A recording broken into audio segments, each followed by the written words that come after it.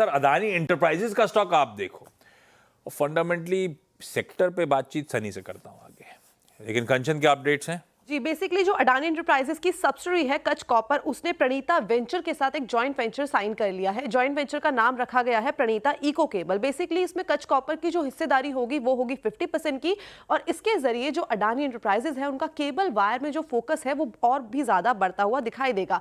Adani group दूसरा बड़ा conglomerate है जिसने वायर सेक्टर में ये कदम रखा है। अगर हम पिछले महीने की बात करें तो बिरला ग्रुप ने भी अल्ट्राटेक के जरिए इसके अंदर केबल वायर के सेक्टर के अंदर एक कदम रखा था, जिसके बाद हमें बाजार के अंदर एक हैवी सेल ऑफ देखने को मिला था। तो आज अडानी एंटरप्राइजेस तो फोकस में है ही है, और जो बाकी की केबल्स कंपनी है वो भी आज रडार पे है। हाँ भैया, Adani enterprises metal products, cables और वायर्स की मैन्युफैक्चरिंग, मार्केटिंग, डिस्ट्रीब्यूशन के धंधे में उतरने की तैयारी कर रहा है। दूसरा बड़ा प्लेयर इस स्पेस में खटखटाता हुआ। पहले तो अदानी एंटरप्राइजेस का पर सर चार्ट्स पे समीकरण बैठ कैसे रहे इस दिग्गज स्टॉक के? बेसिकली देखा जाए तो हफ्ते भर का चार्ट देखें तो लोअर लेवल से एक बाउंस तो मिला है, वो बढ़िया है अडानी एंटरप्राइज पे।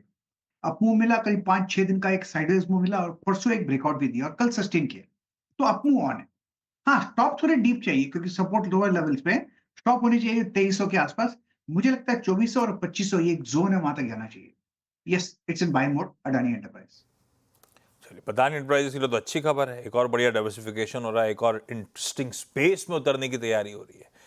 पर सनी, आप इसे कैसे देखते हो?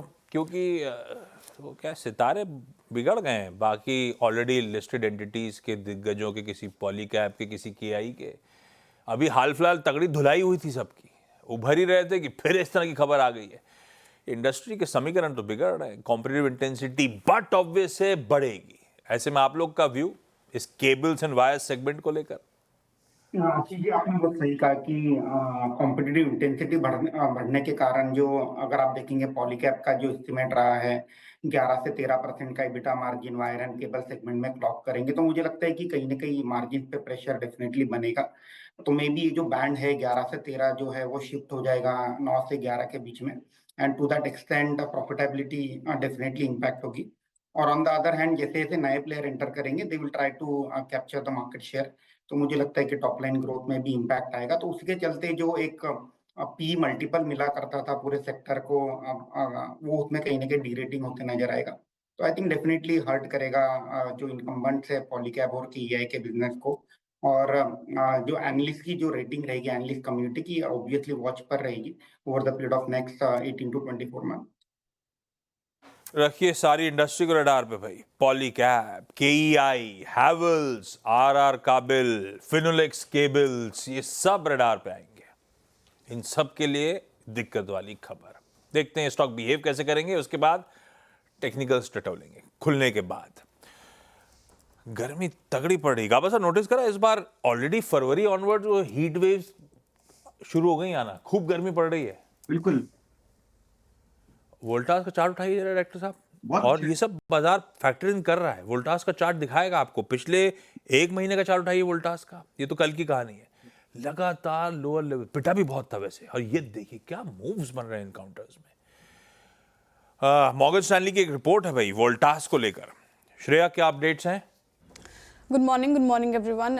वोल्टास पर रिपोर्ट है, मॉर्गन स्टैनली की ओवरवेट है, 1556 का टारगेट प्राइस रखा है, और पिछले ब्रोकर्स भी इस पे बुलिश नज़र आ रहे हैं। और आप देखें तो टारगेट प्राइस से ऐसा लगता है कि 4 से 5% का अपसाइड पोटेंशियल वोल्टास में अभी भी फिलहाल मॉर्गन स्टैनली को नज़र आ रहा है। क्या अच्छा लग रहा है फर्म को? तो देखिए, एनालिस्ट मीट थी और उसमें से कुछ बातें सामने निकल कर आई। पहला ये कि रूम एसी बिजनेस अगर आप देखें तो Q4 में अब तक अच्छा प्रदर्शन दिखा रहा है।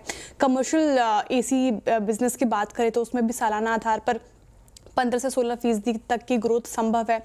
इनफैक्ट आप देखिए कमर्शियल रेफ्रिजरेटर्स में तो Q3 से ज़्यादा बेहतर परफॉर्म कर रहे हैं ये। साथ ही वोल्टास अब अपने मार्केट शेयर को और ज़्यादा गेन करने पर फोकस कर रही है।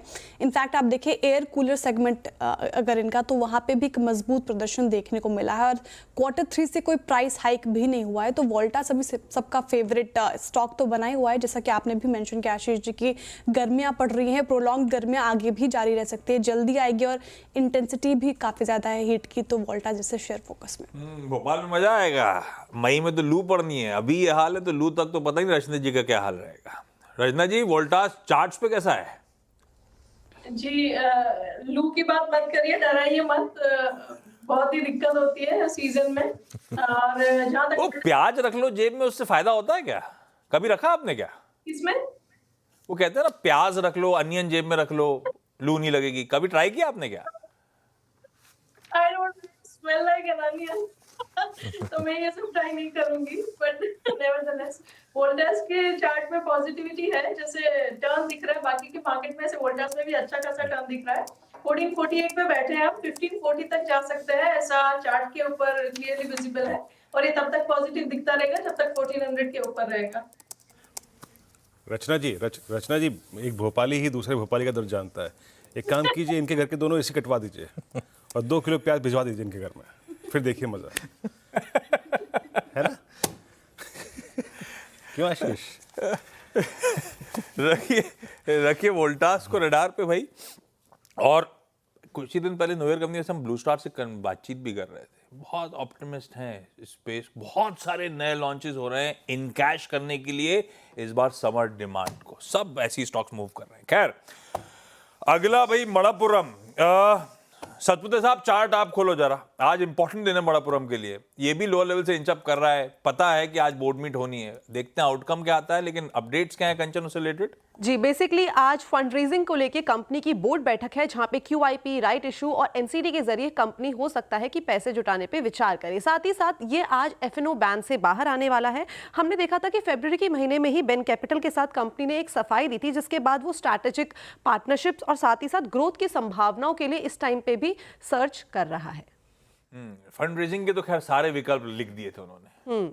शेयर इशुएंस में आप QIP, राइट्स, वारंट्स, कुछ भी हो सकता है। इवन डेट सिक्योरिटीज के थ्रू शायद रेज कर रहे हो, तो सब कहानी गड़बड़ा जाएगी। खैर, चार्ट्स का प्लेसमेंट आज F&O कर्व के बाहर भी होगा। सतपुते साहब जी, आशीष जी, देखिए, अगर आप इसका डेली चार्ट देखें तो 2 लेवल्स ज्यादा इंपॉर्टेंट है। एज ए सपोर्ट मुझे लगता है 200 इंपॉर्टेंट है, जहां पे 10 डे में प्लेस है।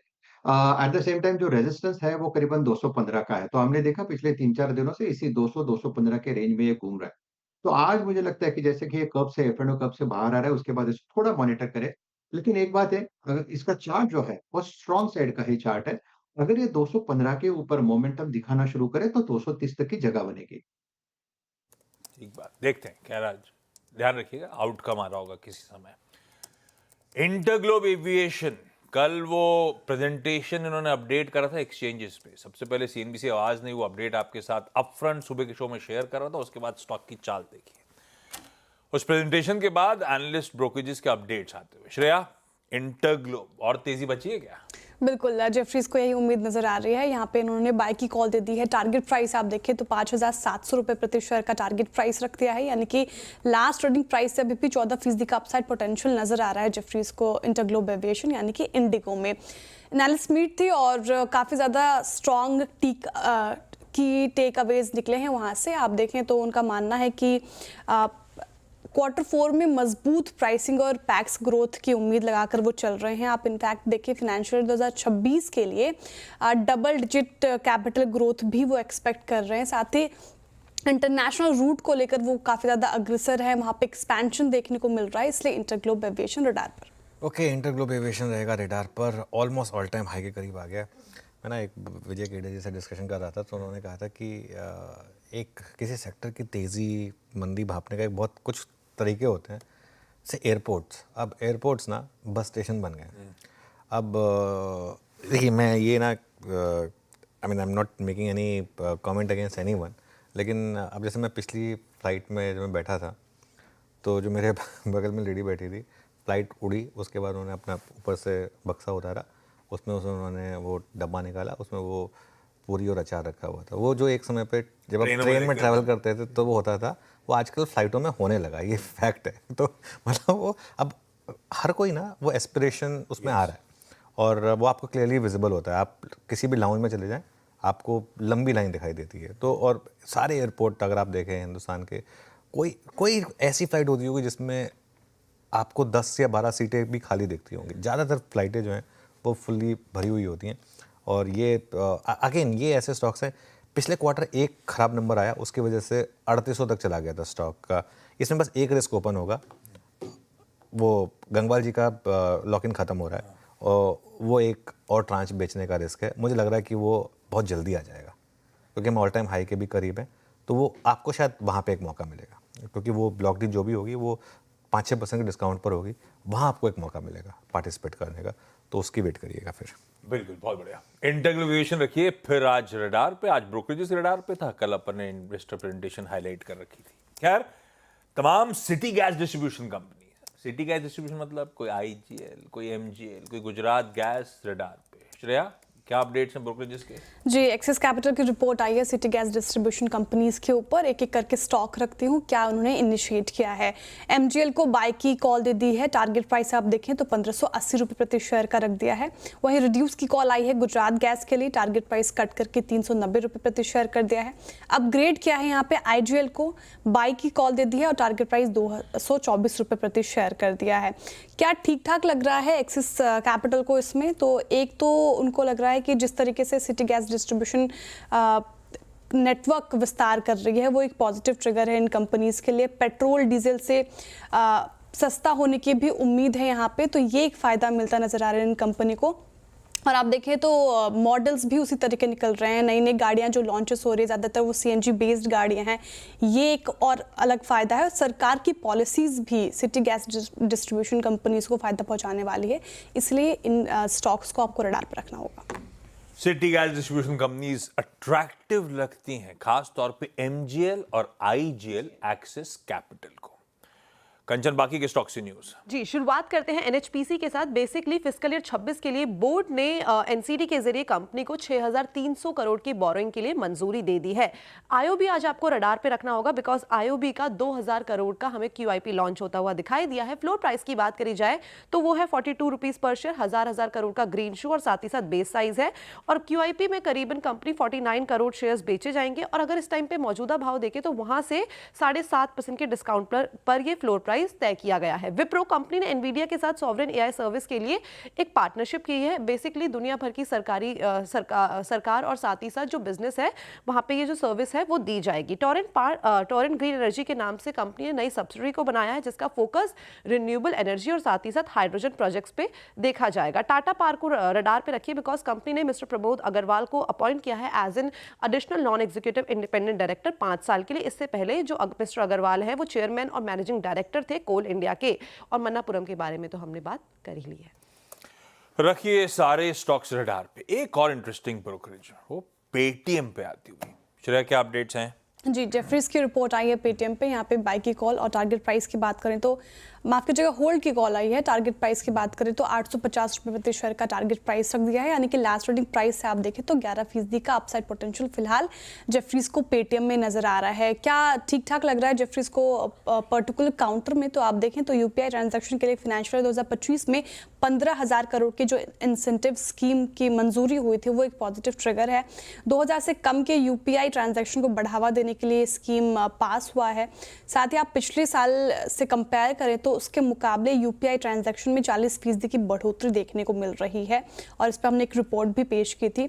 स्कीम के तहत इंसेंटिव में आप देखें तो 20 बेसिस पॉइंट से घटाकर इसको 6 बेसिस पॉइंट हो सकता है। इसके अलावा आप देखें तो फाइनेंशियल 2025 में के लिए एडजस्टेड एबिटा का अनुमान थोड़ा कम किया गया है, यहाँ पे 50% कम कर दिया है और फाइनेंशियल 2025 में अनुमान से कम 15% हो सकता है पीबीटी। तो फिलहाल जेफरीज की रिपोर्ट पेटीएम पे। सब बता दिया आपने, बचे हुए स्टॉक्स में हुंडई नहीं बताया।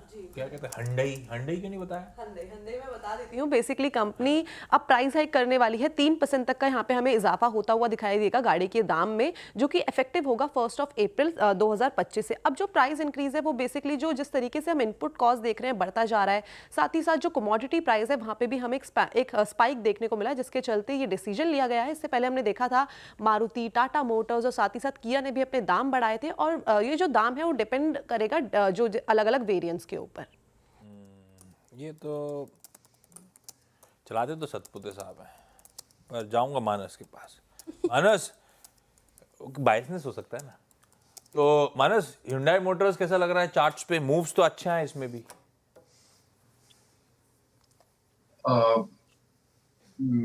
मैं चार्ट्स Hyundai के नहीं देख पा रहा हूँ। और सतपुते साहब के पास, सतपुते साहब चार्ट्स में जो दिख रहा है बस वही बताना आप, Hyundai कैसा लग रहा है? वो मेरे नसीब में ही था। अजय जी देखिए, डेली चार्ट तो डेफिनेटली मैं ये कह सकता हूँ, क्योंकि एक तो चीज है यहाँ पे कि डबल बॉटम फॉर्मेशन बनता है करीबन 1550 के आसपास। लेकिन 1550 हिट करने के बाद कल एक यहाँ पे एक आप कह सकते हैं कि पॉज था, कल एक रिवर्सल था। अगर आप प्योर स्विंग ट्रेडिंग की बात करें तो लगता है कि ये रिलीफ रैली करीबन 1700 साढ़े 1700 तक जा सकती है। तो जब तक 1550 नया टूटता नहीं है, तब तक नहीं मुझे लगता कि यहाँ पे नई मंदी होगी। तो this is the level where आप कह सकते हैं कि थोड़ा एक्यूमुलेशन होगा और एक रिलीफ रैली होगी करीबन 1700 साढ़े 1700 तक। तो थोड़ा वक्त लगेगा, लेकिन काउंटर लगता है कि शॉर्ट टर्म बॉटम बनाने। मेरा बायस है Hyundai को लेकर, क्योंकि मेरी पहली गाड़ी पहली Hyundai Santro Santro। थी, Hyundai Santro।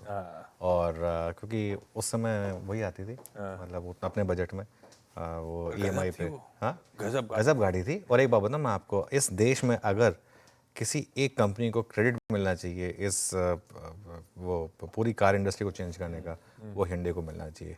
Hyundai के आने से पहले मारुति अपने आराम से 3 गाड़ियों पे बैठा था, 800, 1000 और वो S3। ये इंजन उठा के उस पर करा, ये गाड़ी बड़ी कर दी, उसके अलावा कोई थॉट प्रोसेस नहीं थी।